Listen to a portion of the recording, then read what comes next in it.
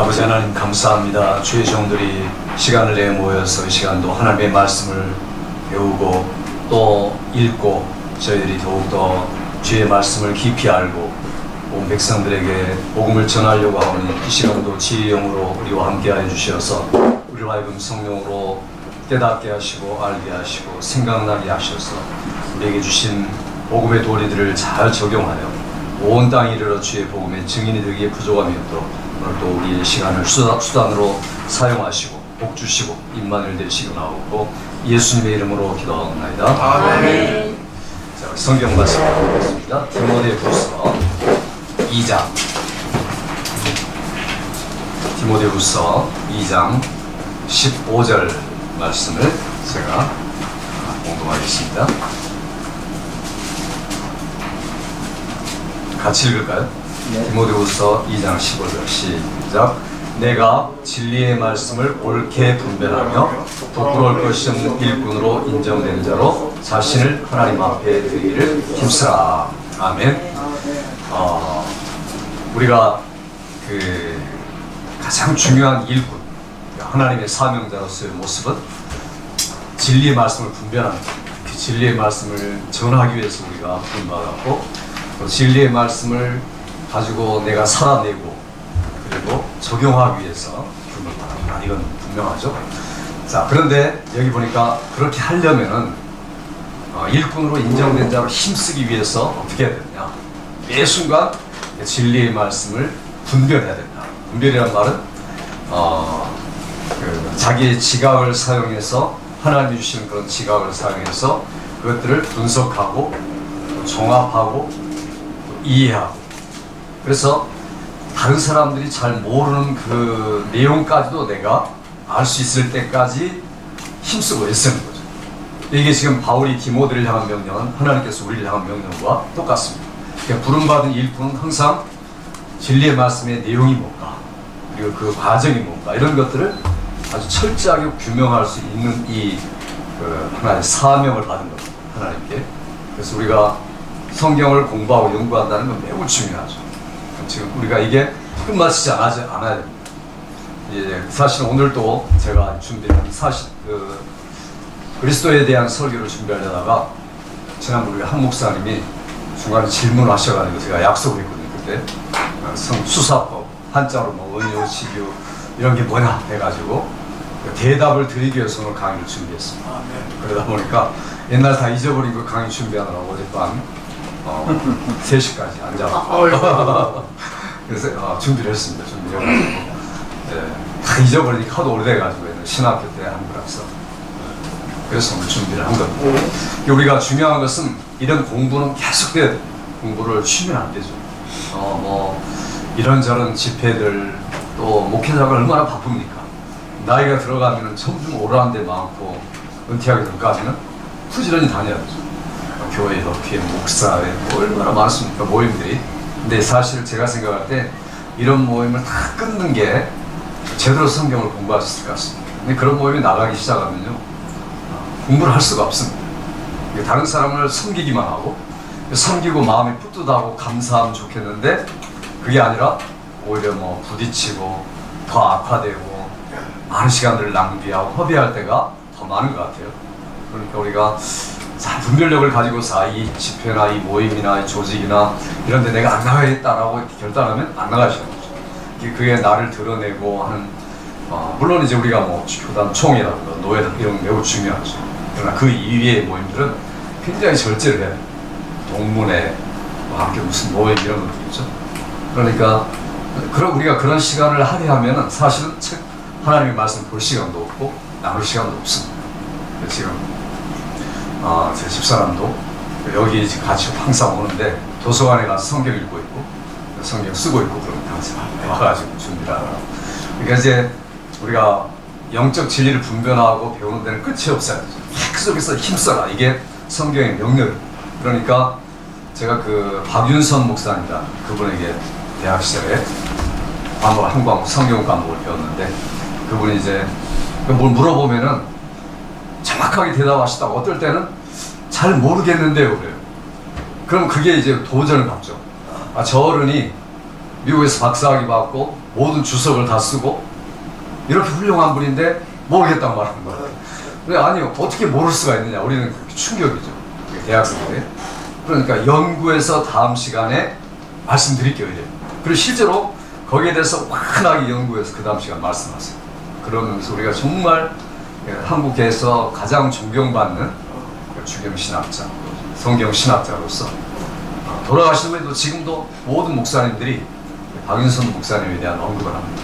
그분에게 배웠던 분들은 그렇게 영향을 많이 받은 거죠. 그러니까 인격적이고 끊임없이 연구하는 목사님, 공부하는 목사님, 그게 거기다가 자기 생명을 걸고 모든 힘을 총괄하는 목사님. 그러니까 이분이 이제 박윤선 목사님이 돌아가실 때까지도 계속 그 자세를 유지하신 거예요. 이게 얼마나 훌륭한 거예요. 이게 우리가 가야 할 길이죠. 진리의 말씀을 옳게 분별하여 부끄러울 것이 없는 일꾼, 누가 봐도 당당하게 대답할 수 있는 일꾼으로 인정되기까지 힘써라, 애써라, 이렇게 지금 이야기하고 있습니다.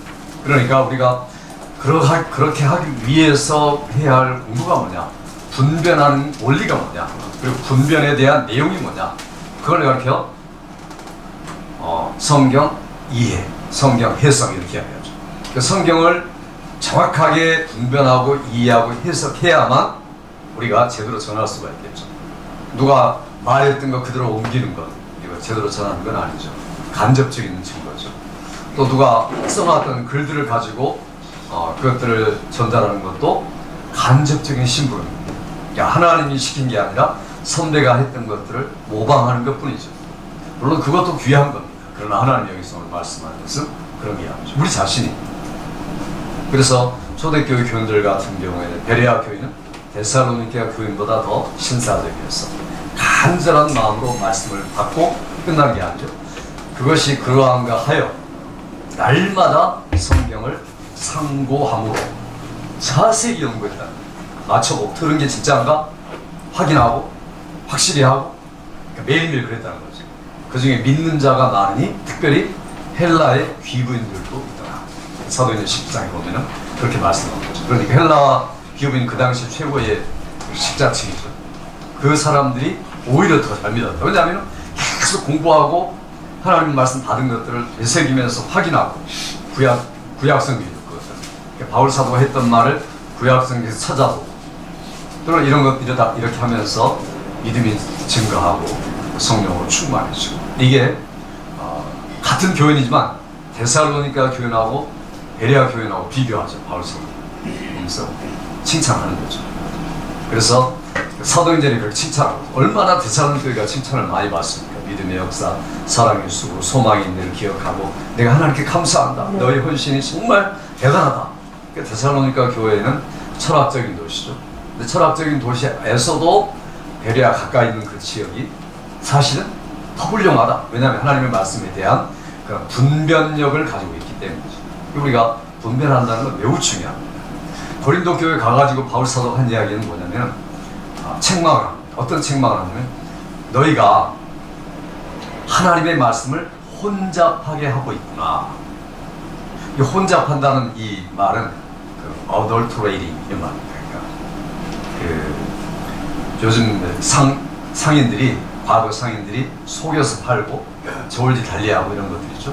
그러니까 메시지를 뭔가 이득을 얻기 위해서 메시지를 준비해서 전달하는 것, 이걸 가르쳐 혼잡하게 한다, 이런 말입니다.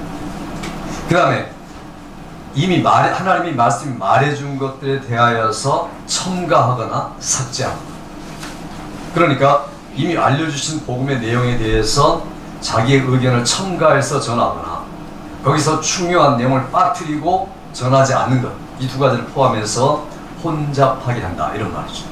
그러니까 절대로 혼잡하게 해서는 안 된다. 내가 정말 말하는데 너희 중에 지금 혼잡하게 하는 사람이 있다는 거죠. 고린도 교회는 거짓 선지자들이 많았다는 거예요. 거짓 교사들이 많았다는 거죠. 그러니까 타협한 사람들. 그러니까 성경에 가장 문제 많은 교회가 신약의 어디 교회입니까? 고린도 교회죠. 고린도 교회가, 그래서 바울 사도가 보면은 고린도 교회가 항상 갈등의 상태입니다. 고린도 전서 후서 쓴 것도 그렇고, 그래서 그들을 보면은 그리스도인 같지 않은 거죠. 육에 속한 그리스도인. 그러니까 또 그러면서 성적인 죄가 교회 안에도 들어오고, 이러니까 또 교회 안에는 파벌로 나눠 싸워요. 거기다가 또 은사 받았다는 사람들이 난리를 치고. 그러니 이게 편지가 논쟁적이 될 수밖에 없습니다. 고린도전서도 그렇고 후서도 그렇고. 바울 사도가 자랑을 잘 안 하는데 고린도에서만큼 자랑하죠. 내가 어느 사도보다 뒤떨어지겠느냐? 내가 환상을 보았다. 14년 전에 내가 그 말할 수 없는 곳에 이끌려 셋째 하늘에 이끌려가지고 봐. 이 정도로 이야기합니다. 부득불 내가 자랑한다. 왜냐하면 사도를 인정하지 않으니까. 그러니까 그렇게 할 수밖에 없어. 그러면 사도 바울이 책망하는 내용 중에 가장 중요한 게 너희가 하나님의 말씀을 혼잡하게 하고 있다. 많은 거짓 선지자들이 그렇게 하고 있기 때문에 교회에 분쟁이 있고 교회에 어려움이 있고 이게 고린도 교회를 향한 말씀입니다. 그러니까 우상 숭배, 성적 죄악, 또 세상 모습이 교회 안에 들어와가지고 있고 분열의 모습 이런 것들이 그냥 가득한 게 교회 모습이었습니다. 유치한 신자들이 많고 그래서 책망한 거죠. 그래요. 방언 문제 가지고 막 싸우고 난리가 나고 이런 그 방언 문제를 해결하려고 이야기합니다. 그러니까 우리가 그런 맥락에서 성경을 이해를 해야 되지 성경 바로 가지고서 직접 우리가 그걸 나에게 지금 주신 하나님 말씀을 이렇게 이해하면 어려움이 따릅니다. 그래서 오늘 제가 이 말씀 드린 거죠. 우리가 물론 그런 자세를 가져야 돼요. 하나님의 말씀 누가 읽어도 아멘이고 또 우리가 성령의 역사로 읽는 거 당연한 겁니다. 그런데 신비주의는 되지 말아야죠. 눈 감고 성경도 안 보고 나에게 말씀을 깨닫게 해주세요. 생각나게 해주세요. 성령님도 굉장히 힘들어하셔요. 왜냐하면 줄말 이미 네가 가진 거 가지고 내가 적용하는데 가진 게 맹탕이니까. 그러니까 뭘 가지고 일하시겠어요, 성령께서. 그러니까 성령께서 일하지 못하도록 만든 거죠. 그리고 자기는 기도하죠. 깨닫게 해주세요, 알게 해주세요, 보여주세요. 그러니까 자기 자의식으로 엉뚱한 것만 보게 되고 환상이나 예언이나 이런 이야기를 하게 되죠. 이게 잘못되기 십상입니다. 그러니까 한마디로 하나님의 말씀을 공부하고 연구하고 적용하고 해석하지 않고 있다. 이게 바울 사도가 고린도 교회를 향한 책망입니다. 그래서 우리 우리가 디모데후서 2장 15절 보는데 고린도후서 2장 17절 한번 읽어볼 거야. 다시 고린도후서 2장 17절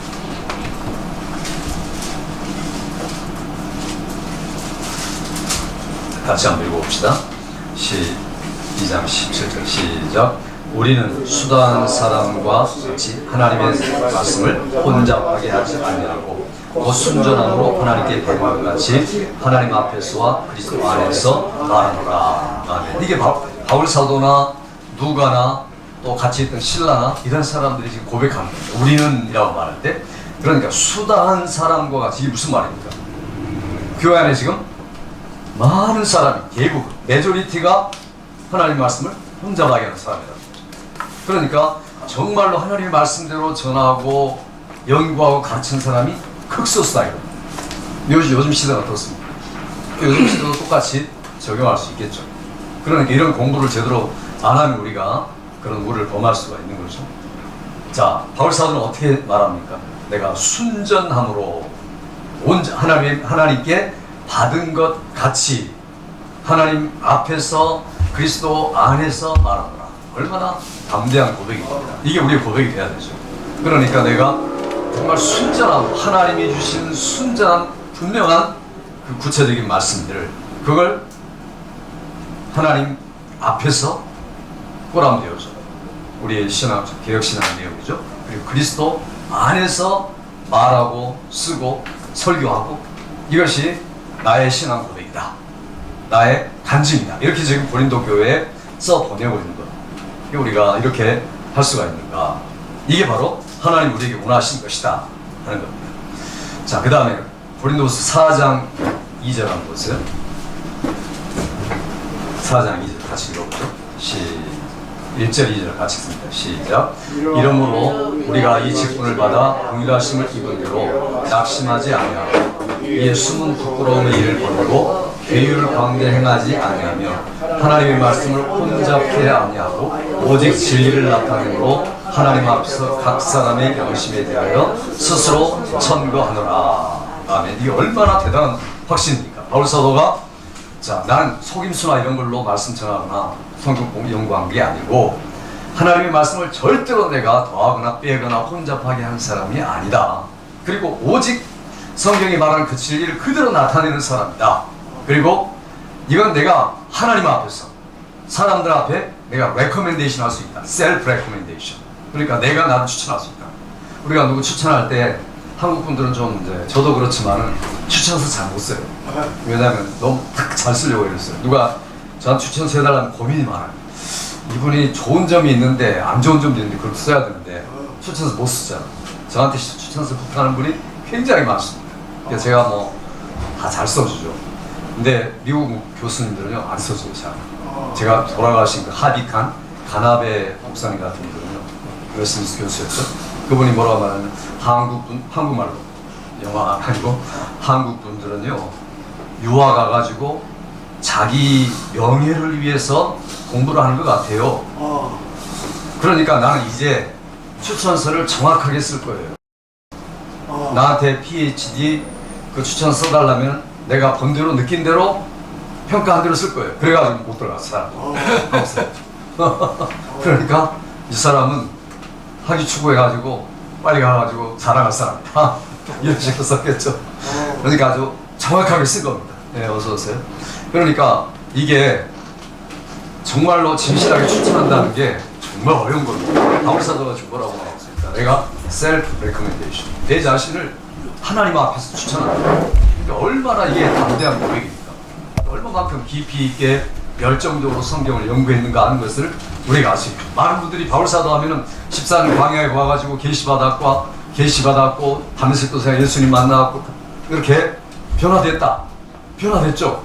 그런데 변화되는 순간에 성경 아는 지식이 다 들어왔습니까? 아니죠. 그러니까 이게 바울사도는 끊임없이 구약의 성경을 연구한 겁니다. 구약을 통달한 거죠. 그만큼 하나님의 말씀을 공부한 겁니다. 공부하고 연구하고 묵상하고 이런 과정이 있었다는 거죠. 근데 우리가 지금은 그것들을 우리가 학문화 시킨 겁니다. 그런데 지금은 그때는 신학교라는 게 없었지만 신학교가 만들어져. 예수님은 얼마나 제자들을 그 신학교육을 철저하게 했습니다. 3년 동안 하루에 24시간 3년 그러면 몇 학점 되겠습니까? 아마 예수님이 일주일이 신학교 3년하고 똑같은 거예요. 예수님의 일주일. 그러니까 3년이면 뭐예요? 52주 곱하기 3. 그러니까 신학교를 100 몇 개를 졸업한 거하고 똑같아요. 제자들. 그렇잖아요.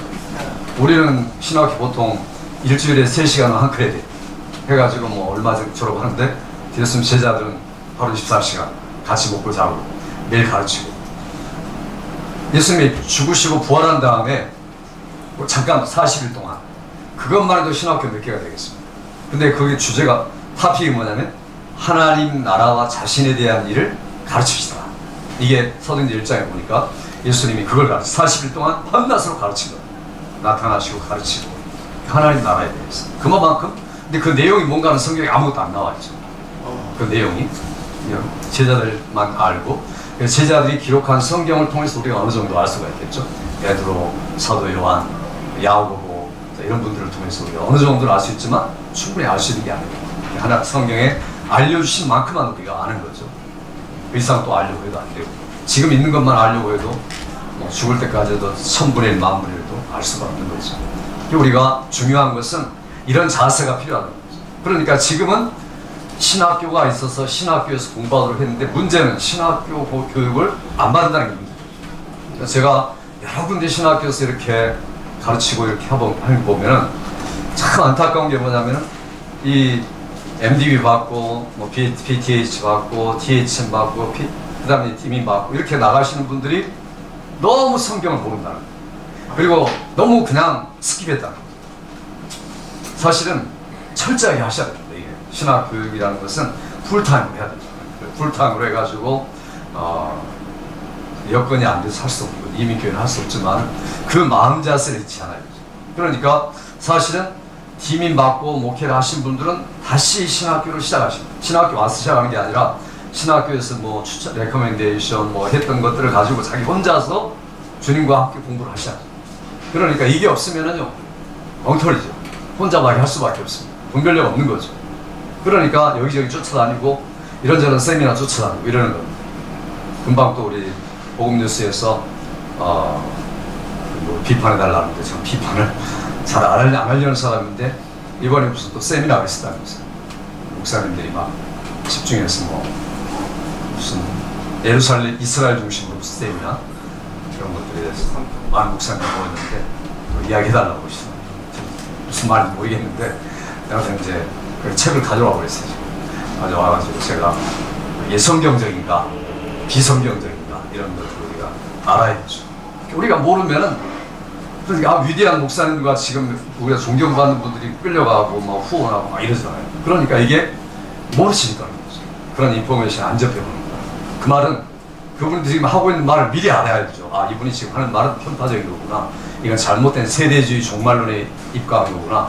이건 비성경적이고 이렇게 즉각 알아야 되는데 그런 분별력이 없는 겁니다. 왜? 공부를 안 했으니까. 성경을 정확하게 안 했으니까. 뭐 결론은 그거죠. 이거 녹음 나가면 안 되는데.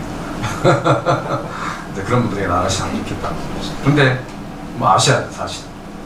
그러니까 이게 우리가 하나님 말씀에 얼마나 헌신되어 있느냐 하는 게 지금 그러니까 이를테면 지금 제가 아주 그 성경의 이해에 대한 지극히 작은 부분을 오늘 제가 적어왔습니다. 이게 성경 이 설교를 준비하면 해석자가 알아야 할 수사적인 표현, 그 중에서도 좀 특별한 수사적 표현, 이 부분만을 제가 준비를 해왔습니다. 그런데도 굉장히 많은 분량입니다. 그러니까 이런 것들을 우리가 신학교 할 때 충분히 공부했느냐, 그리고 완전히 몸에 배웠느냐, 그래서 성경을 이해하고 그래서 성경을 설교하기 위한 준비가 다 되었느냐, 그렇게 안 된 상태에서 하니까 우리가 성경을 혼잡시키는 거죠. 처음에 말씀드린 거죠.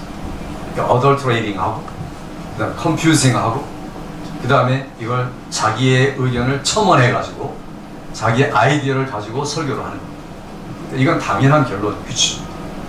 우리가 지금도 공부하고 있다는 게 중요합니다. 그래서 말씀을 공부하고 연구하고 끊임없이 총체적으로 전체적으로 하는 게 매우 중요합니다. 그래서 저도 교인들을 가르칠 때 이 구절의 말씀 이거 설교할 때는 이렇게 하는데 성경 공부할 때는 항상 전체적으로 가르칩니다. 창세기부터 계시록까지 한 시간에 다 가르치고 그리고 또 다음에 창세기부터 계시록까지 이 구절이 무슨 뜻인가 항상 이렇게 전체적인 안목을 가지고 비행기 타고 산 내려다보듯이 그렇게 교인들에게 공부를 가르칩니다. 그러니까 설교할 때는 이렇게 좁은 안목 가지고 하지만 큰 거하고 연결을 시키죠. 전체를 알아야 되니까 전체를 모르면 자기가 가는 길도 모르고 방향도 모르고 그러니까 지도자가 모르면 교인들도 모르는 거죠. 그러니 이 하나님의 복음의 전체적인 말씀은 이런 것이고 복음의 말씀을 성격을 따라 이렇게 나눌 수 있고 서로 다른 것 같은데 서로 하모니를 이루는 내용은 바로 이런 것들이고 자 이렇게 우리가 말해줄 수 있어야 되죠. 언제든지. 그래서 너희에게 소망이 원하게 묻는 자에게 온유함으로 너희가 대답할 것을 준비해라. 베드로 사도가 그러죠. 항상 준비해가지고 좀 기다려요. 책 보고 가르칠게 이러면 안 되죠. 그러니까 언제든지 바로 튀어나올 수 있을 정도로 준비를 해야 합니다. 복음을 전할 준비, 메시지 준비가 됐어야 된다. 물론 우리가 계속적인 연구가 필요하지만 그만큼 충분한 분량이 우리가 이르러야 한다는 것들을 지금 이야기를 하고 있는 겁니다. 그러니까 지금 여기 복음을 마치 매미하듯 사람의 눈에 맞추고 눈높이에 맞춘다는 것은 제가 부정적인 의미로 지금 이야기하는 겁니다. 왜냐하면 이민사회 속에서는 위로하고 격려하고 도움을 주고 이러는 게 굉장히 중요합니다. 그런데 우리 메시지가 항상 그런 걸까요? 메시지를 보면 대부분의 메시지가 위로와 소망을 주기보다는 책망과 회개를 경각심을 불러일으키는 겁니다. 그러니까 우리가 경각심을 불러일으키는 메시지를 위로의 메시지로 사용한다면 그게 가짜 엉터리죠. 그런 분들이 많아요. 본문은 분명히 그 전체적인 흐름이 지금 회개하라는 건데 회개하라는 것은 안전하고 회개 안 해도 된다는 의미를 가지고 오히려 복도 다 주고 위로해주고 소망을 주고 그러면 죄성을 더 키우는 결과가 되겠죠. 교회들은 회개가 아니라 죄를 지으면서 안정감을 느끼는 거죠. 이게 얼마나 무서운 일입니까? 누가 그랬어요? 지도자가 그런 거죠. 목사가 그런 거죠. 그러니까 책임이 우리가 하나님 앞에 가서 받는 책임이 얼마나 엄청난 겁니다. 그러니까 우리 마태복음 7장에 있는 것처럼 주여제하고 내가 주의 이름으로 선지자노릇 하고 주의 이름으로 능력을 행하고 주의 이름으로 귀신을 쫓아냈고 그랬으면 주님이 친하고 능력 주고 은사 주고 그랬으니까 얼마나 반갑게 맞이하겠습니까? 그런데 내가 너를 도무지 알지 못하노니 불법을 라고 말하죠. 말씀을 혼잡했다는 거죠. 하나님의 법대로가 아니고 불법대로 불법을 따라서 말씀을 전하고 불법을 따라 능력 행하고 그걸로 과시하고 그랬던 거니까 나하고는 전혀 관계없다. 네가 너 혼자 한 거니까 나하고는 전혀 누가 하는 거다. 이렇게 말씀하죠. 그러니까 그게 특별히 마태복음 7장의 말씀, 목사들에게 하는 말이죠. 성도들에게도 하는 말이겠지만 목사 지금 선지자 노릇하고 귀신 쫓고 능력 행하고 지도자들을 향해서 하는 말씀. 그러니까 이게 뭡니까? 지금 산상수훈의 결론이 그거 아닙니까? 마태복음 5, 6장, 7장까지가 결론이 바로 그 말씀입니다. 그러니까 우리가 말씀을 전하기 이전에 중요한 것은 말씀에 대해 밝히 알고 산상수훈의 전체 의도가 성경 전체를 볼 때 어떤 의도인가 이런 것들을 알고 전하는 게 매우 중요하겠죠. 그래서 우리가 혼잡하게 하지 않으려면 성경을 정확하고 분명하게 해석을 하는 게 중요합니다. 그러니까 성경을 이해하려고 할 때 문제는 뭐냐면 두 가지 방법이 있습니다. 철저하게 논리적으로 학문적으로 성경을 이해하는 방법, 아니면 기도 많이 하고 하나님께 받아서 공부하는 방법. 이 두 가지 다 잘못된 거죠. 하나님의 말씀은 논리적이고 합리적이고 증언력 있고 이런 게 아니죠. 선포죠. 그러니까 동시에 하나님의 말씀은 신비한 게 아니죠. 다 우리가 듣고 순종할 만한 것. 오늘날 내가 내기르는 것은 하나님께서 모세에게 그렇게 말하죠. 신명기 29장에 보니까 오묘한 일은 하나님께 속하였고 나타난 일, 계시는 우리와 우리 자손들에게 속하여 말씀을 지키게 하려 합니다. 얼마든 지킨다는 거죠. 쉽게 이해하도록 주셨다. 그러니까 우리가 기도해가지고 신비롭게 하나님께 깨달음을 받고 늘 성경을 그렇게 알려는 분들도 매우 잘못되기 쉬운 거죠.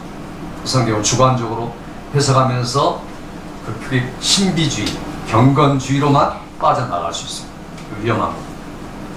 이게 자유주의는 어디서 나오겠습니까? 경건주의에서 나왔습니다. 주관주의니까. 하나님 앞에 경건한데 성경을 이해할 때는 어떻게 됩니까? 주관이죠. 주관주의니까 자유주의로 빠진 겁니다. 그러니까 우리 그 주위에 있는 보수적인 사람이 존경하는 칼바르트 얼마나 존경합니까? 경건하고 그다음에 정말 위대한 학자죠. 그러나 그가 주관적으로 나가고 그다음에 실존적으로 나가고 그러니까 그 밑에 제자나 친구가 다 불투만이고 그런 사람이지 않습니까? 그럼 잘못되게 나가는 거죠. 왜냐하면 경건하게 경건주의로 성경을 해석하려고 했기 때문에. 물론 여러 가지 이야기 할 수 있지만 그렇다는 거죠. 그러니까 우리가 성경이 처음에 주어졌을 때, 처음에 성경을 받았던 분들이 성경이 그냥 갑자기 신비롭게 주어진 게 아니라 역사, 문화, 언어, 그 사람들에게 주어진 겁니다. 그러니까 마태가 마태복음을 쓸 때는 분명히 대상이 있죠. 유대인. 다른 사람도 봤지만 유대인이 주 대상이죠. 그러니까 유대적인 표현으로만 쓴 겁니다.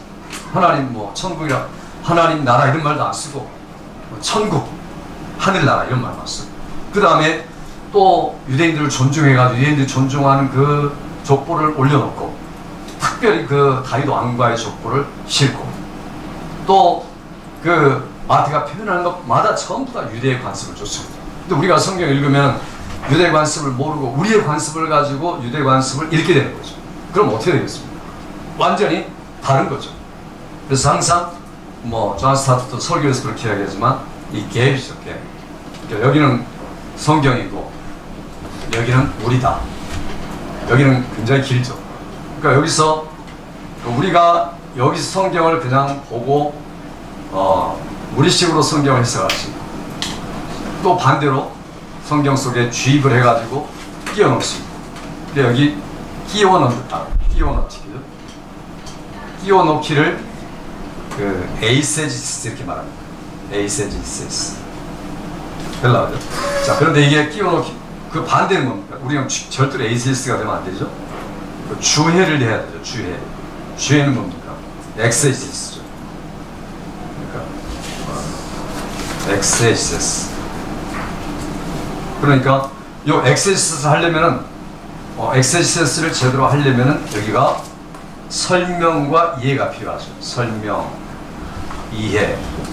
설명, 이해를 헐메뉴 맞죠? 헐메니아 이렇게 말합니다. 헐메닉스 나중에 이야기해요. 그러니까 이해, 설명, 해석 이런 거죠. 자, 그러니까 우리는 바로 이렇게 성경을 공부해야 할 사람인데 성경을 보고 자기의 문화, 또 자기의 어떤 습관, 전통, 자기의 언어를 가지고 성경 속에 끼워 넣는 사람들이 훨씬 더 많죠. 이 하나님의 말씀을 혼잡하게 하는 사람, 이런 설교가 많지 않습니다. 내 주관과 내 이해를 가지고 그 말씀을 이용할 뿐이지 그 말씀 이용해서 전하는 거죠. 그 성경의 흐름을 따라 내가 그 속에 들어가서 성경의 흐름에 녹아져가지고 전하는 게 아니라 내가 그 성경을 쿠킹을 하는 거죠. 쿠킹을 해가지고 그걸 끄집어내가지고 문맥과 관계없이 우리의 삶하고 똑같이 그냥 갭 없이 막 전하는 거예요. 갭이 없어져 버려요. 그러니까 엉망진창이 되는 겁니다. 그러니까 이게 존 스타트 목사 설교할 때는 이 갭을 최소한 줄이는 것이 설교자의 작업이다 이렇게 말하죠. 존 스타트 설교를 해서 그리고 모든 해석하기 다 들었습니다. 이제 그 안토니 시스테이라는 사람이 쓴 게 투 호라이즌이라고 있습니다. 성경은 두 지평이다. 그러니까 두 지평이니까 뭐 끝없이 똑같이 다르게 간다는 거죠. 그러니까 이 두 지평이 한 지평이 되게 하는 것. 이게 설교자와 해석자가 하입니다. 한 지평. 원 호라이즌이 되어야 된다는 거죠. 그래서 그 작업을 위해서 우리가 공부하는 거죠.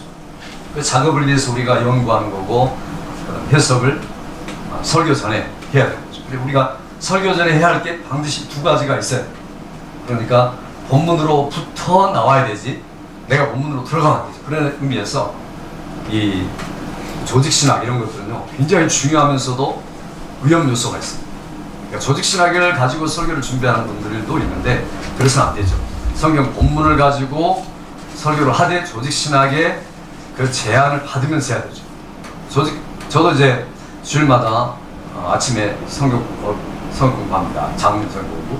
그게 뭐냐면 신앙 고백 가지고 말씀 신앙 고백 이런 걸 가지고 공부를 시키는데 거기는 조직 신학은 아니죠 물론. 우리의 신앙 말 그대로 신앙 고백의 내용을 가지고 한 문제씩 이렇게 30분씩 매주마다 공부를 시킵니다. 그러니까 교인들이 체계가 세워지죠. 그러니까 이 조직 신학은 이런 신앙 고백 책에서 다 나온 것들이죠. 사실 옛날에 조직 신학이라고 안 했습니다. 시스테메릭 테올로지가 아니라 원래 도그마, 교의가 맞습니다. 그러니 우리 지금 쓰는 게 철학적인 용어인데 사실은 조직 신학이 아니라 교의 이렇게 하는 거죠. 그러니까 도그마 하나에 도그마라는 것은 우리가 신앙을 고백하는 거죠. 이게 이제 신학화된 거죠. 그러니까 그걸 이제 사람이 쓰기 쉽고 편하게 쓰자 해가지고 시스테메릭 이렇게 쓴 거죠. 조직 체계 이렇게 쓴 거죠. 사실은 신앙 고백 신학 이렇게 말해야 정상입니다. 그러니까 신학이란 말도 사실 굉장히 우리에게 반감적인 요소가 있죠. 신학하면은 신학과 신앙은 똑같은 거죠. 그러니까 그게 다르다고 생각하면 이단이 되고 자유주의가 되고 문제가 되는 거죠. 자, 그래서 우리가 이 갭을 없애고 원 호라이즌을 만들기 위해서 얼마나 우리가 노력을 해야 될까. 그래서 헬라어를 공부하고 히브리어를 공부하고 아람어를 공부하는 거죠. 한국말을 가지고 안 된다는 거죠. 그래서 한국말만 가지고는 언어가 이게 뉘앙스가 표현이 안 됩니다. 뭐 그렇다고 이제 연세 많은 친구들에게는 강의하지 많고 헬라 히브리어 그렇지만은 지금도 저는 헬라 히브리어 공부하고 있습니다. 지금도 아침에 성경을 헬라어로 쓰고 있습니다. 우리 집사람은 한국말로 쓰고 저는 헬라어로 쓰고 그러니까 다르죠. 헬라어로 쓰니까 그 뉘앙스 감각이 살아나는 거죠. 항상. 그래서 헬라어를 신학교 때만 한 학기 두 학기 공부하시고 끝난 분들은 회개하시고 다시 시작하셔야 돼요. 그러니까 히브리나 헬라어를 계속 하셔야 돼요. 왜냐하면 하나님이 우리에게 주신 그 어떤 혼잡하지 않을 수 있도록 도구를 주신 게 헬라어, 히브리어, 아람어나 히브리어하고 거의 비슷한데 그러니까 그 당시에 이 서쪽으로 동쪽으로는 아카드, 바벨로니아, 아수르의 아카드로 썼고 그 다음에 그 히브리 사람들이나 이 사람들은 히브리어를 썼고 그 다음에 범위가 가장 넓었던 게 아람어. 아람어는 굉장히 오랫동안 쓰였죠. 그 아람어는 물론 사어지만은 아라비아, 뭐 수리아 할 것 없이 예수님 때도 가장 많이 썼던 언어가 아람어죠. 그래서 실제로 마태복음은 아람어로 된 것을 헬라어로 번역했다 이렇게 말하죠. 대부분 학자들이 그렇게 해요. 그러니까 아람어적인 그 언어의 센스를 가지고 마태복음을 읽으면 굉장히 달라 보입니다. 마태가. 그러니까 유대식으로 히브리식으로 성경을 읽을 수 있도록 제공해 주는 거죠. 그러니까 우리가 지금 한국 성경 읽을 때는 한국적인 습관, 전통, 언어, 내용, 세종대왕의 영향도 받고 그래가지고 성경을 읽는 거 아닙니까? 그래 이게 굉장히 위험한 거죠. 왜냐하면 언어에는 사상이 깃든다. 이게 정확한 이야기입니다. 그런데 성경은 전혀 안 그래요. 성경 읽을 때는 언어의 사상이 깃들면 안 된다고 읽어야 돼요. 성경은 언어는 헬라어로 읽되 이해는 히브리어로 해라 이거예요. 그러니까 언어는 헬라어로 읽되 이해는 아람어로 해라. 왜냐면 예수님이 쓰신 언어가 뭡니까? 무슨 언어겠습니까? 아람어죠. 아람어 쓰셨죠. 아람어를 이게 이제 맞추게 번역한 겁니다. 나중에. 그러니까 아람어 그 당시 물론 헬라어도 융통하고 그랬겠지만 예수님 평상시에 모든 사람이 광역적으로 썼던 게 아람어이기 때문에 그러니까 아람어를 우리가 이해한다. 아람어는 히브리어하고 거의 비슷한 겁니다.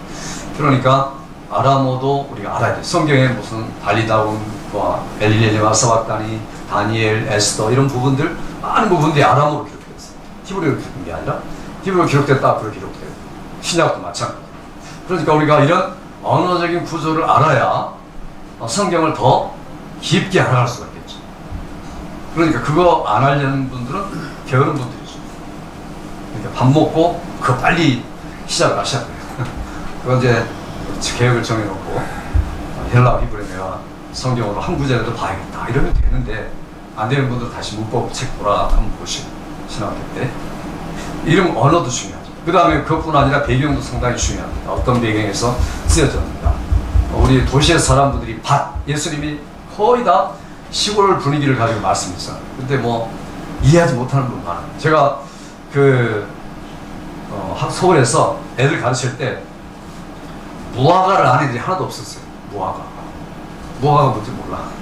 없었습니다 그때. 시골에는 이제 저쪽 제주도나 이쪽으로 있었는데 서울은 없었죠. 그러니까 뭐 요즘에는 이제 있지만 그러니까 무화과의 비유를 배우라. 그럼 이게 무슨 말인지 알겠어요. 이 서울에서만 자란 분들, 어제 저쪽 남쪽 말고 그 위로 다 자란 분들은 무화과가 뭔지도 모르고 무화과 상상을 해도 우리나라 무화과만 상상하겠죠. 그러니까 이스라엘이 말하는 무화과가 뭘까? 이걸 알면은 성경이 확한해집니다. 달라지죠. 그러니까 막 오해를 하게 되죠. 무화과 제철이하는데도 가가지고 뭐 무화과를 열매를 달라 했더니 안 줬더니 예수님이 저주했다. 뭐 그렇게 엉뚱하게 성경 해석하는 거예요. 예수님 무화과 나무를 그래서 저주했을까? 그 무화과 열매가 없던 게 아니라 있었던 거죠. 그러니까 우리 성경은 그냥 우리식으로 표현한 거예요. 그러니까 히브리식은 열매가 있었어요. 열매가 있었고 있어야 돼. 있어야 되는데도 불구하고 없었다는 거예요. 그러니까 그것마저도 없으니까 주님이 저주할 수밖에 없는 거죠. 근데 그게 이제 그 뉘앙스를 못 읽는 거죠. 이런 부분들 굉장히 많습니다. 그러니까 우리가 배경을 알고 그 다음에 식물, 동식물 이런 언어 이런 것들을 알면 매우 달라지는 거죠. 그러니까 이런 것들을 모르면 엉뚱한 소리를 하게 되고 설교자가 우리의 지금 문화와 우리의 이해를 가지고 성경을 주입해가지고 그걸 끌어내가지고 설교로 만들어서 하고 있다. 그게 혼자만 말이에요. 첨언한 거죠. 자기가 더해가지고 하는 것들이죠. 그러니까 성경은 특별히 우리하고 가까운 것도 있습니다. 가까운 게 뭐냐면 미국 사람들은 성경을 이해 못할 부분이 있어요. 뭐냐면 우리라는 개념이죠. 우리는 우리 집사람 말도 안 되냐. 우리 아내 누구 아내지? 내 아내지. 그러니까 우리 친구 이런 그 공동체 개념이 굉장히 강하죠. 그러니까 성경은 거의 다 공동체 개념. 예수님이 주기도 가르칠 때 보세요. 하늘에 계신 나의 아버지입니까? 아니죠. 오늘날 나에게입니까? 아니죠. 그 다음에 죄 용서도 내가 너에게 죄 용서가 아니라 우리가 우리에게 이렇게. 그러니까 이게 이런 개념이 잘 들어오면 잘 된 거예요. 근데 개념이 안 들어올 때가 있어요. 왜냐하면 우리 한국 사람들도 요즘엔 개인주의 이렇게 다 변하는 거죠. 개인주의. 개인주의 사회에서는 절대로 이걸 이해할 수 없습니다. 주기도를 어떻게 이해를 해요? 개인주의가. 하늘에 계신 우리 아버지. 여기 이해가 안 되죠. 오늘날 우리에게 나에게만 줘도 만족을 합니다. 우리에게 양식을 달라고. 이해가 안 돼요. 그러니까 집단성, 공동성, 우리 항상 민족을 가지고 이야기하죠. 이스라엘 족속을 가지고 이야기하죠. 구약성경. 우리 이스라엘 족속이 개인적으로 아버지라고 못 부르죠. 이스라엘 족속의 아버지지 뭐 개인적인 아버지가 아니죠. 구약은. 그러니까 자, 이런 개념을 이해를 못하면은 성경을 오해하게 돼요. 그러니까 개인주의로 성경 해석하는 거죠. 그러니까 개인적으로 묵상하고 개인적으로 큐티하고 개인적으로 이단이 되는 거예요. 그러니까 큐티하지 말라고 강조하잖아요. 큐티는 매우 위험한 거죠. 주관주의고 그 다음에 신비주의고 경건주의고 그걸 낳는 거예요. 제가 언제 말씀드린 것 같은데 이런 단체 딱 말하면 좀 미안하긴 한데 UBF 수련회 가가지고 보니까 내 이름이 무엇이냐 마가복음 2장 1장 가지고 일주일 동안 묵상해가지고 그다음 써서 내가 그게 수련회 그래가지고 뭐가 나온 줄 아세요? 나는 누군가 나는 무엇인가 전부 다 대학생들이니까 철학책 이야기가 나온 거예요. 소크라테스 이야기가 나오고 그러니까 성경 이야기 아니고 전부 철학 이야기를 써놨어요. 노트에다가 성경 붙여놓긴 했는데 그러니까 그게 뭐예요? 엉망진창이죠. 그래 은혜 받았다고 막 서로 울고 그러는데 한심해가지고 튀어나오죠. 그건 뭘 은혜 받아요? 소크라테스한테 은혜 받아요. 그러니까 이게 큐티가 주관적이니까 얼마나 위험한가. 그러니까 지도를 받아야 목회자가 그 지도하셔야지. 여러분 큐티 하세요 하고 내버려두면 그냥 자유주의를 빠지세요 하고 똑같은 거예요. 주관주의를 빠지세요. 목회자가 이 말씀의 내용은 이런 거니까 이런 내용을 가지고 해야 됩니다 이렇게 하고 아니면 자기가 설교 내용을 가지고 준비한 거 설교 내용을 가지고 큐티하라고 줘야 되고 이렇게 해야 되지 내버려두면 안 되죠. 그럼 목회자들 하고 있는 거 아니에요. 양들을 만든 게 아니라 염소를 만들어내는 거고 자기가 자기 스스로 당하는 거죠. 그 말씀의 사람들이 아닌 거죠. 그러니까 이게 큐티란 말이 성경에 어디 있습니까? 그건 이상한 말이에요. quiet time? 성경 어디가 quiet time이라고? 어디서 나와 도대체? 나올 수 아무것도 안 나와.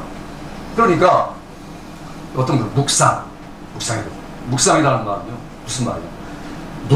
침묵 그런 게 아니죠. 침묵해가지고 생각하는 그건요 한자 이야기고 성경은 그게 묵상이 아니고 요즘에 번역이 잘 돼 있죠. 작은 소리 읍조이나 중얼중얼하고 막 미친 사람처럼 내뱉는 거예요. 자기가 들을 만큼 그게 뭡니까? 하나님 말씀 계속해서 암송하고 마음에 새기고 그러면 소리를 치고 이렇게 하는 게 묵상이에요. 그러니까 누가 복 있는지 안가?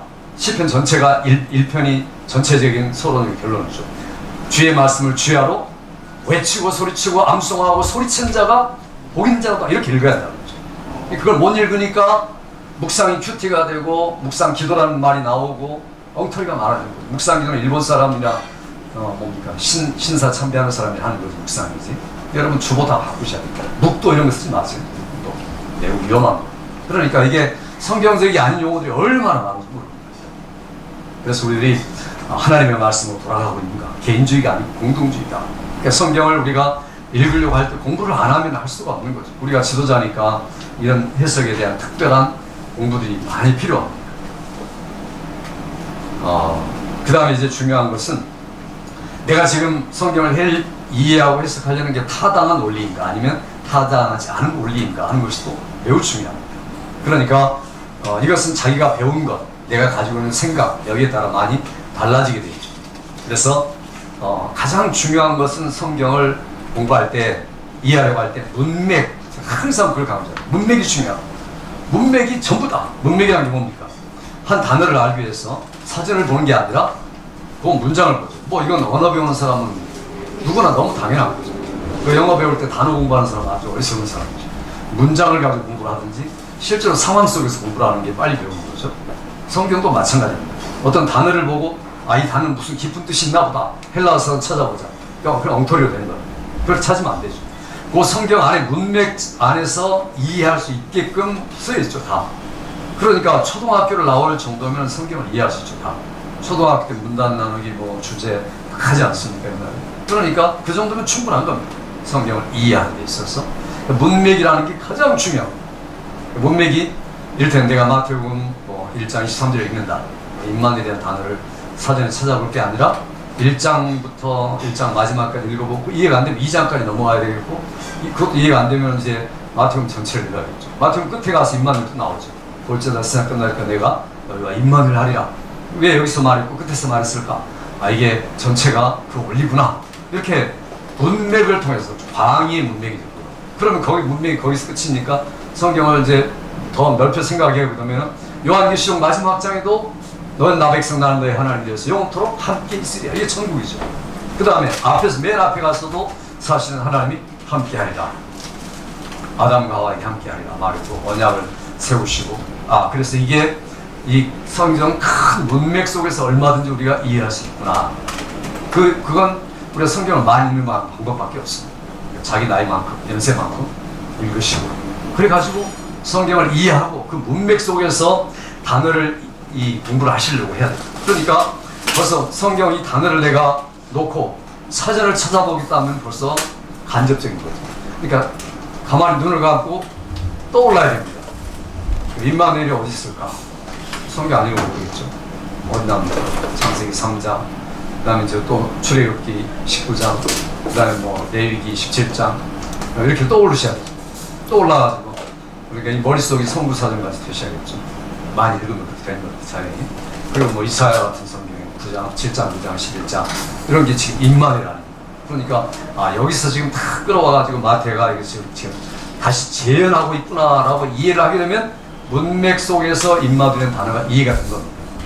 그 키텔사전 찾아보고 누구 아무 성경 신학사전 찾아보고 이러면은 혼동이 옵니다. 오히려 나중에 그렇게 하셔야죠. 검증하기 위해서.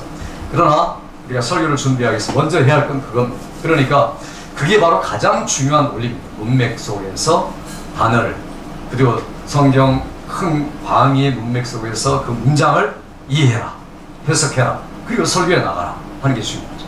예를 들면 마태복음 설교하면은 저도 지금 마태복음 강의를 계속 하고 있지만은 간단하죠.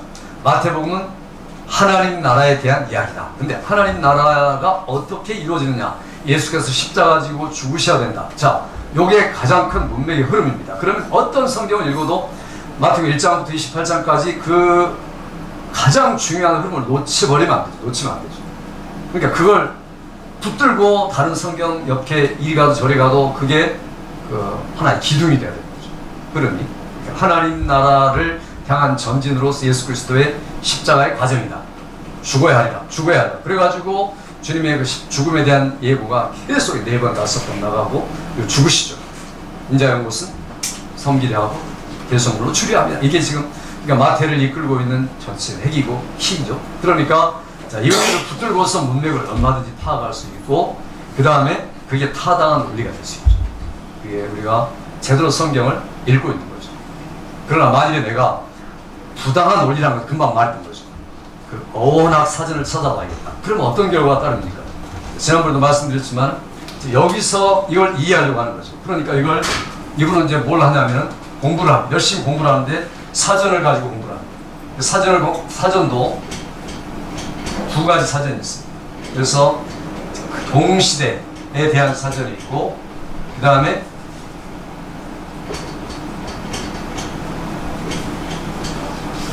통시대라는 것은 통시대라는 것은 전체 시대를 말하죠. 그래서 이게 디아코니크라닉 에러라고 말을 해요. 이게 뭐냐면은 성경을 이해하려 할 때 단어를 가지고 이따가 시간 되면 말씀드릴지 모르겠지만 이를테면 enthusiasm 열정이라는 단어가 있습니다. 그럼 열정이라는 단어를 여러분 사전에 찾아보면은 뭐가 어떻게 나올 거예요? 요즘 영어 사전에 열심 이렇게 나오죠. 혹은 열정 이렇게 나옵니다. 그런데 열정이라는 단어가 예수님 때문에 어떻게 쓰였느냐? 신이 감정을 불어넣은 것 이렇게 말합니다. 그러니까 신이 감정을 불어넣은 것이라는 개념하고 내가 마음속에서 열심을 내는 그런 어떤 내 감정하고는 전혀 다르죠. 그러니까 그 단어가 1800년경까지는 잘 쓰이다가 1800년대 이제 자유주의 신학이 나오면서부터 영어 단어가 변천사가 온 거예요. 변천이 오면서 지금 있는 영어 개념을 가지고 그다음 그 엔수시아즘을 내가 이해를 하고 내가 생각하는 열심. 그러니까 우리 한국 사람들이 가지고 있는 열심. 그게 보통 이제 유교나 불교나 이런 데서 나온 거겠죠. 열심. 자, 그 열심을 가지고 내가 설교를 한다. 그러면 제대로 된 설교입니까? 그 성경이 지금 의도했던 설교가 아니라 내가 만들어낸 설교가 되는 거예요. 그러니까 이건 열심히 하긴 했는데 잘못된 거죠. 왜냐하면 통시대, 우리의 눈을 가지고 성경시대의 그 단어들인가 이런 것들을 해석한 거죠. 거꾸로 해야 되죠. 성경시대에서 끌려 나와서 그 시대에 어떤 의미로 이해를 했는가를 찾아보는 게 굉장히 중요합니다. 그러니까 이렇게 디아크라닉으로 쓴 게 키텔 사전입니다. 키텔, 여러분 키텔 신학 사전 있죠? 헬라어 설명해 이만큼 한 20분 엄청 큽니다. 그게 다 뭐냐면은 요 단어에 대한 그 통시대, 고대, 그다음에 근대, 현대, 요즘까지 단어의 용법, 사용, 신뢰 이런 것들을 팍 실어놨어요. 그러니까 설교자가 이걸 이제 보면서 뭐라면 이 중에 내가 좋은 거 하나 택해야겠다 해가지고 하나 딱 택해가지고 설교를 줍니다. 지 멋대로 하는 거죠. 성경대로 하는 게 아니라. 얼마나 위험하고. 그러니까 뭐가 더 중요한가? 그 문장에서는 꼭 하나밖에 뜻이 없어요. 들어갈 게. 똑같이 킥이지만 발로 찼다는 거지만 축구할 때 발로 차는 거하고 연애할 때 발로 차는 거하고 다 틀리잖아요. 다 상황이. 근데 뭐 축구할 때 상황을 연애할 때 쓸 수 있어요. 킥아웃 하는 거. 이게 안 되죠. 그러니까 우리가 이런 그 상황, 문맥 이런 게 매우 중요한 거죠. 그러면 2000년 전의 상황, 2000년 전의 문맥은 무엇일까를 고민하는 게 굉장히 중요하다. 그래서 그런 책들이 있으면 좋으련만 많이 없습니다. 그러니까 우리가 본문을 많이 읽는 게 최고의 방법이고, 그리고 조금 도움을 받는 게 보수주의 신학자들이 쓴 그 헬라어나 히브리어 사전들 이런 게 중요합니다. 그러니까 히틀 같은 사람은 자유주의 신학자죠. 모은 것도 그렇고 독일 신학자들은 거의 다 자유주의 신학자죠. 그래서 우리가 이를테면 브루스 워키 이런 분이 쓴 구약 두권 사전 이런 것들은 싱크라니즘을 얻어내려고 애를 썼습니다. 그분이 돌아가셨지만. 그러니까 그런 사전들이 굉장히 좋습니다. 공부할 때도 그런 요령들이 필요하죠. 그런데 이제 1800년대, 1900년도로 가면서 완전히 분위기가 바뀐 겁니다. 어떻게 바뀌었느냐? 사람들이 깊이 묵상을 많이 하고 그러다 보니까 성경을 실존적으로 이해하게 겁니다. 실상황, 우리의 실상황이 뭔가. 그러니까 우리가 역사를 본 안목, 역사가 뭐냐? 역사는 이런 것이다라고 역사를 규정을 합니다. 역사라는 것은 정확하지 않죠. 역사는 역사가가 어떻게 쓰느냐에 따르고 어떤 주관을 가지고 어떤 전이해, pre-understanding을 가지고 쓰느냐, 또 어떤 presupposition, 전제를 가지고 쓰느냐에 따라서 다 틀립니다. 여러분, 이를테면은 삼국지 저도 많이 읽어봤습니다. 이 사람이 쓴 삼국지, 그 사람이 쓴 삼국지 다 틀리지 않습니다. 어떤 관점과 안목을 가지고 썼느냐, 어떤 데는 유비를 그냥 비겁한 사람으로 하고, 유비를 어떤 사람은 또 아주 미화를 잘하고, 이렇게 다 틀리죠. 제갈공명은 제 3인자쯤 말하는 사람들, 어떤 사람은 이게 최고다 이렇게 말하는 사람들. 그러니까 다 틀리는 거예요. 주관적인. 역사도 그렇죠. 우리가 삼국사기를 읽을 것인가, 삼국유사를 읽을 것인가. 삼국사기 읽어야죠. 그러나 그건 또 나중에 첨가됐다. 일본 식민사관이 들어갔다 이렇게 말합니다. 자, 그러니까 우리가 이게 역사라는 것도 사실은 정확한 건 아닙니다. 근데 역사를 가지고 불투만 이야기를 하는 겁니다. 그래서 우리는 역사가 우리에게 제공해주는 그 이해를 가지고 성경을 읽을 필요가 있다. 그리고 우리가 실제로 적용하기 위해서는 분명히 실제 상황을 가지고 성경을 읽어야 된다. 그러려면 우리 모두가 공부해서 이해하고 있는 그 이해력, 그게 pre-understanding 이렇게 말하죠. 전 이해. 그러면 동시에 큰 이해를 말합니다. 우리가 가지고 있는 이해가 이게 지금 불투만이 사용하는 용어입니다. 자, 그런데 이 pre-understanding에서 나온 게 그 중에 핵심이 뭐냐면 presupposition이다 이렇게 이야기합니다. 그래서 전제라고 그러죠. 전제. 이건 전이해 이렇게 이야기합니다. 그래서 누구나 전제를 가지고서 성경을 해석하고 읽는다. 맞습니다. 불통한 한 것은. 그런데 그 사람의 전제는 뭐냐면 역사 속에서, 성경은 역사 속에서 나온 것이다. 그래서 역사라는 굴레 안에서 우리가 성경을 이해하게 될 때 성경을 올바로 이해하십니다. 역사와 언어와 배경과 문화다. 이렇게 이야기합니다. 자, 맞습니까? 어떻게 볼 때 맞는 것 같죠. 근데 중요한 것은 뭐냐면 역사가 기록할 수 없는 것들이 있습니다. 어떤 겁니까? 초월적인 것. 하나님이 이적을 베푸셨다. 예수 그리스도를 통해서 죽은 자가 살아나고 그 다음에 물결을 잔잔하게, 바람을 잔잔하게 하셨다. 이걸 역사가 기록할 수 있습니까? 할 수가 없는 거죠. 그러니까 이걸 불트만이 지금 이해하는 것은 역사라는 카테고리 안에서 이건 전부 다 우리에게 하나의 폐쇄된 요 안에서만 우리가 성경을 연구해야 된다. 이렇게 이해한 겁니다. 그러나 우리는 그게 아니라 하나님께서 하신 일들은 역사를 초월하는 거죠. 초역사가 있고 역사도 있지만 그 역사는 상대적인 것들이 많고 실제로 성경의 역사들이 세상에 제대로 공개가 됐습니까? 뭐 이를테면 출애굽의 놀라운 이적과 역사 이런 것들을 역사가 이야기하고 있습니까? 성경만 이야기하고 있죠. 그러니까 역사를 가지고 성경을 보는 것은 매우 제한되고 위험한 거죠. 그러니까 역사주의. 그래서 가장 위험한 사람들은 예수님은 역사적인 분이다만 주장하는 거죠. Historical Jesus. 그래가지고 1800년대 말 1900년대 가장 이단적인 게 뭐냐면 그 사람들이 타이틀이 뭐냐면 The Quest of Historical Jesus. 역사적인 예수의 탐구, 정보 이거죠. 그러니까 여기에 가장 주축을 이뤘던 사람이 누구냐면 바로 슈바이처. 우리가 잘 아는 밀림의 선지자가 아니죠. 그 사람은 예수 안 믿는 사람이죠. 슈바이처는 예수 믿는 사람 아닙니다. 예수는 죽으심은 믿는데 기절하신 거고 부활은 안 믿고 아예 그분이 바로 슈바이처. 그러니까 어떤 분은 선교사까지라고 이야기합니다. 그가 쓴 책이 바로 The Quest of Historical Jesus 편집을 하고 주장을 이끌어갔어. 이 무브먼트, 지저스 무브먼트 이렇게 말하죠. 그러니까 이게 뭐냐면은 예수님은 역사적인 분인가? 일 수도 있고 아닐 수도 있다. 결론이 그겁니다. 그러니까 얼마나 심각한 거예요. 그러니까 이게 이제 1900년대 초기까지 1차 대세계대전 때까지 신학계를 지배했던 운동들이고 그 뒤에도 계속 이런 공부를 하고 있는 사람들이 많습니다. 여기다 신학교 초점을 맞춘 사람도 많죠. 그러니까 이게 불트만의 영향이 많습니다. 그래서 역사가 아닌 것들은 그러면 어떻게 해야 되느냐? 그 사람은 역사가 아닌 것들은 그러면 역사로 만들자 이렇게 말합니다. 그럼 성경에 귀신 쫓아내고 병자 낳고 안진뱅이 낳고 귀머거리 듣게 되고 이런 것들 어떻게 해석할 것이냐? 그러면 그건 역사적으로 우리가 해석할 수 있다. 왜냐하면 그것들은 하나의 신화니까 우리가 비신화하면 된다. 그래서 우리가 객관적인 말씀으로 만들자. 그리고 실제 상황에 적용하게 하자.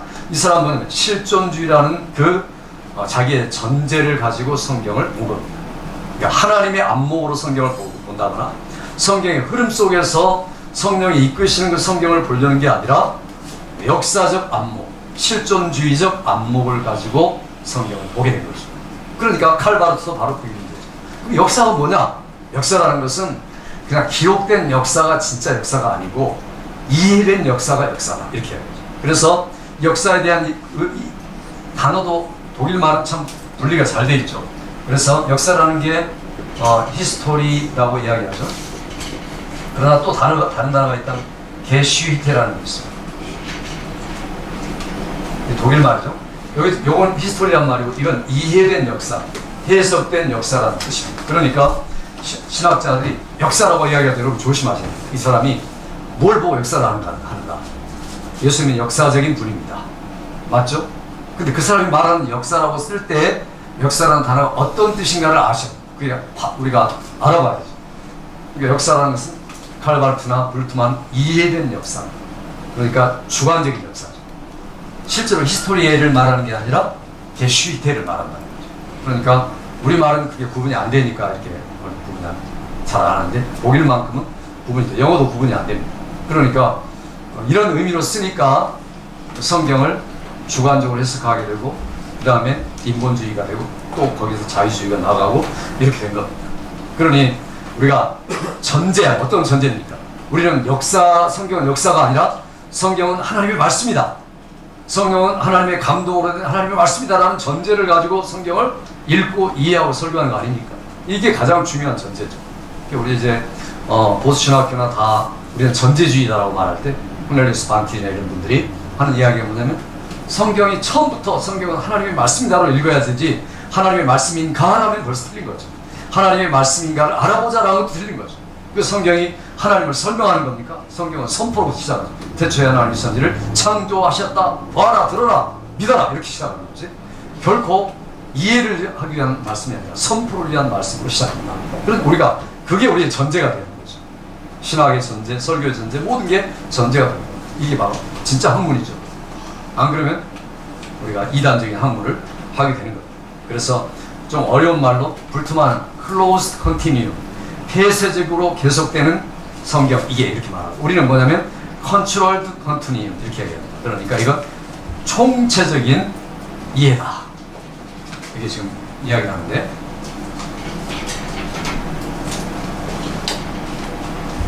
closed, 폐쇄적이란 말이죠. continuum 이렇게 그냥 쓰고, 그 다음에 여기는 control 똑같은 거지만 continue. 요건 뭐냐면 모든 게 연속이 되고 계속이 되는데, 역사라는 그 갇힌 그 안에서 우리가 성경을 이해해야 된다. 이러고, 이건 뭐냐면 하나님이 컨트롤 하시는 모든 것.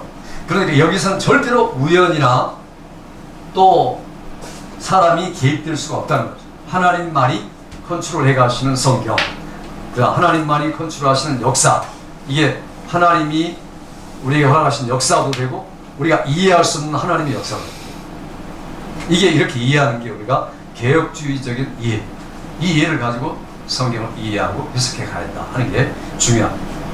그래서 예수님은 중요한 것은 이적을 행하셨다. 그러면 이적이라는 게 왜 중요합니까? 그 당시 이적하면 전부 다 사람들 생각에는 마술로 생각했어요. 모세 시대부터 예수님 시대까지. 근데 이적의 세 가지 특징이 있습니다. 예수님은 절대로 예수님 이적은 마적과는 마술과는 관계가 없다. 이게 우리가 이적을 보는 거죠. 그럼 그 이적이 뭐냐? 그 이적은 반드시 하나님 나라, 하나님이, 예수님이 인격이라는 것을 나타내기 위한, 어떤 인격이냐? 하나님의 아들이라는 인격을 나타내기 위한 하나의 표징이다. 이게 이적이죠. 그러니까 예수님이 수많은 병자들을 고치고 놀라운 이적을 행했던 것은 그분이 누구신가를 나타내는 인격의 심볼이고 표징이지, 이적 자체가 중요한 게 아닌 거죠. 예수님이 인격이 중요하다는 거죠. 그러니까 우리가 이적의 의미를 부여하는 게 아니라 예수님이 인격의 의미를 부여하는, 예수님이 예수님 되심을 나타내는 게 이적이라는 거죠. 그 다음에 예수님이 지금도 온 세상을 통치해가고 하나님 나라를 이루어 가신다는 것을 나타내기 위한 하나의 그림자. 그러니까 우리가 이적이 중요하냐, 하나님 나라가 중요하냐, 너무 당연한 거죠. 그러니까 설교할 때도 이적만 가지고 설교했으면 안 되죠. 비유만 가지고 설교했으면 안 되고, 중심이 하나님 나라고, 또 그 중심에 예수 그리스도 인격이 있어야 돼요. 삼위 하나님의 인격 되심, 그분의 속성과 하신 일이 중심이 되는 것, 그게 이제 우리 눈으로 보이게 나타나는 게 바로 이적입니다. 이 말 그대로 기적보다도 이적이고 표적이죠. 하나의 사인이고 당연히 나타날 사인이다, 이렇게 보는 거죠. 그러니까 예수님의 기적 능력을 우리가 해석하고 이해할 때는 이런 세 가지 이해를 가지고, 분명한 전제를 가지고 이해를 해야 되는 거죠. 그러니까 성경은 그런 면에서 자유롭습니다. 누구도 하나님을 제한할 수 없죠. 그래서 누가 그의 모사가 되었느냐, 누가 그를 가르쳤느냐, 로마서 결론이 그거죠. 로마서 앞부분 11장, 그리고 모든 만물이 그에게서 나오고 그런 말미암고 그에게 돌아가니 세세토록 그에게 영광을 돌릴지어다, 아멘 하고 끝나는 게 로마 11장 36절. 그리고 이제 이렇게 행하라 라고 나오죠. 그러니까 신학도 마찬가지죠. 조직 신학의 결론은, 소위 말하는 도그마의 결론은 뭡니까? 하나님께 영광이다. 아무도 하나님에 대해서 그분의 하신 일을 탓하거나 그분의 하신 일을 자기가 컨트롤하거나 이래서는 안 된다. 이게 바울 사도의 결론이죠. 우리 성경을 이해하고 해석할 때도 이런 관점에서 해야 한다. 그렇지 않으면 우리가 실패할 수밖에 없습니다. 제가 오늘 준비한 것 사실은 그게 아닌데, 예, 말씀하십니다. 여기 Quest of Historical Jesus라고 할 때, 제 생각은 Historical Jesus라는 말을 붙이는 목적이, History라는 말을 애다는 이유는 하나님이 아니라는 의미가 거기에 있지 않을까? 그렇지, 하나님이 아니십니다. 그렇죠. 그냥 사람을 말하는 거죠. 그러니까 위대한 선생으로서 인정하고 시작합니다. 퀘스트란 말이 정복이죠. 그러니까 원래는 탐구 정복 강령인데, 그 무슨 15분인가요? 거기다가 왜 정복이란 말을 붙였을까요? 그러니까 자기들이 굉장히 교만한 거죠. 역사적 예수에 대해서는 우리가 연구한 실체 모든 것들이 바로 이런 거다라고, 그 당시 학자들이 전부 모아가지고 굉장히 그 스마트한 분들이 모여가지고 들어가지고 꺼낸 그 책의 타이틀입니다. 전체적인 타이틀. 그러니까 이게 자유주의 신학의 정점이죠, 여기가. 그러니까 슈바이처 같은 사람이 자유주의 신학의 정점을 찍은 사람이죠. 그러니까 이게 굉장히 위험한 사람이죠. 그 캐스트란 말을 붙이는 거는 히스토리컬 지서스를 반대하는 입장에서 캐스트를 붙였을까요? 타이틀은 이제 그게 아닌데 실적인 내용을 그렇다는 거죠. 그러니까 그 역사가 우리가 이해하는 역사가 아니라 또 다른 하나의 역사다. 이것들을 강조하는 거죠. 슈바츠도 독일 대통령 역사가 똑같겠죠. 근데 목사님이 그 제가 여기 써놓은 것들 한자로 써놨어요. 예. 은유, 직유, 풍유, 의인 뭐 이런 거 많이 써놨어요. 제가 일을 많이 지켜드렸네요. 이걸 다음에 제가 다음 달에 다시 한번 이제 오늘 거 버리셔도 또 조금 더 보강해가지고 다음 달에 말씀을 해드리도록 하겠습니다. 그래서 몇 번에 걸쳐서 성경을 이해하고 설교를 준비하기 직전에 우리가 해야 할 단계들에 대해서 말씀드리도록 하겠습니다. 또 다른 거 있습니다. 질문 없으면 기도하고 마치죠. 아버지 하나님 감사합니다. 시간도 주의 종들이 가장 기본적인 우리가 이해 또한 우리의 개혁 신앙을 가지고 성경을 준비하고 설교를 준비하고 이해할 내용들을 가지고 함께 나누었사오니 우리에게 이러한 것들을 따라서 오직 하나님의 영광을 위하여서 주의 복음을 힘있게 증거하게 하여 날마다 성령 충만하여 쓰임받는 주의 종들 되도록 은혜 베푸시기 원하옵고 예수님의 이름으로 기도합니다. 아멘.